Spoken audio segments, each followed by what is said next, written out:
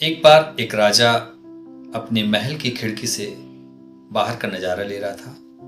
तभी तेज से हवा का झोंका आया और उसकी खिड़की झटके से बंद हुई, जिससे राजा की उंगली कट गई और वह जोर जोर से दर्द के मारे चिल्लाने लगा।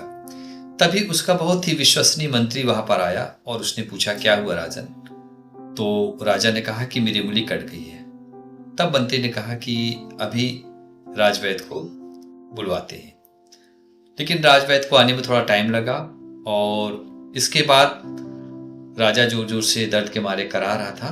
तब मंत्री ने कहा कि राजन, जो होता है वो अच्छे के लिए होता है। जिस पर राजा को क्रोध आ गया और उन्होंने सिपाहियों को आदेश दिया कि इस धूर्त मंत्री को कारागाह में बंद कर दो। मंत्री बहुत ही बुद्धिमान और दूरदर्शिता रखता था, तो उसने जाते हुए कहा कि कोई बात नहीं राजन, जो होता है वो अच्छे के लिए होता है। कुछ दिन बाद राजा जब ठीक हो गया तो उसने एक नया मंत्री को निर्वाचित कर लिया और वो एक बार शिकार खेलने महल से बाहर गया। थोड़ा समय ज्यादा हो गया तो रास्ता भटक गए और उनको कुछ कबीले वालों ने पकड़ लिया। कबीले वालों ने जब पकड़ लिया तो राजा और राजा का नया मंत्री साथ में था। तब कबीले वालों के यहाँ एक प्रथा थी कि उनके यहाँ बलि देने की प्रथा थी और उन्होंने इन दोनों को बलि देने का आदेश दिया। लेकिन उसका एक नियम था कि अगर किसी के शरीर में कुछ कटा फटा होगा तो उसको बलि में नहीं चढ़ाया जाता था।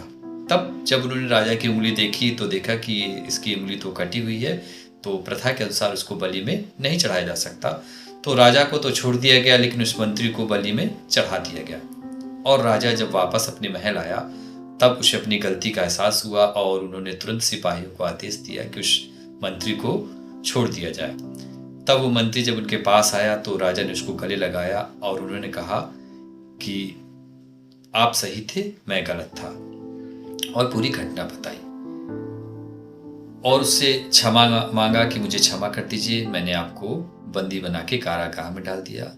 तब भी उस मंत्री ने कहा कि राजन, जो होता है वो अच्छे के लिए होता है। तो राजा थोड़ा चकित हुआ कि एक तो मैंने आपको बंदी बनाकर कारागाह में डाल दिया और आप कह रहे हैं कि जो होता है वो अच्छे के लिए होता है। तब उस मंत्री ने कहा कि अगर मैं कारागाह में ना होता तो स्वाभाविक सी बात है कि मैं आपके साथ शिकार में जाता, और मैं शिकार में जाता तो प्रथा के अनुसार आप तो बच जाते क्योंकि आपकी उंगली कटी थी, लेकिन मेरी बलि दे दी जाती।